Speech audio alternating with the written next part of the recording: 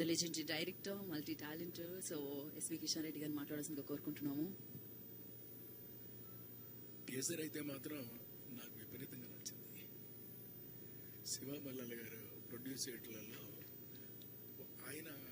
ఆయన ఏమైతే క్రీమ్ని పెట్టాలని అనుకున్నారో, అంటే క్రీమ్ టైటిల్ అనుకోండి, అయినప్పటికీ కూడా క్రీమ్ని మాత్రం ఆయన జాయిన్ చేశారు.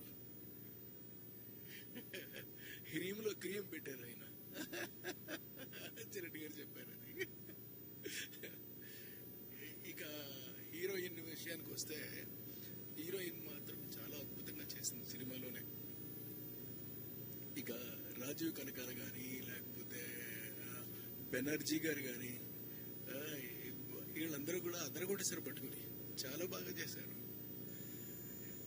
వీళ్ళందరితో పాటు కూడా ఆ సినిమా ఒక మహా అద్భుతంగా తయారైంది అని చెప్పేసి నేను నమ్ముతున్నా. అలాంటి ఒక మంచి సినిమాని మనం రేపు చూడబోతున్నాము. హ్రీమ్ అనేటటువంటి సినిమాని మనం రేపు భవిష్యత్తులో మనం చూడబోతున్నాము. ఎప్పుడు వస్తుంది అని అంటే మరి డేట్ ఆయనే చెప్పాలి, మనకు తెలీదు.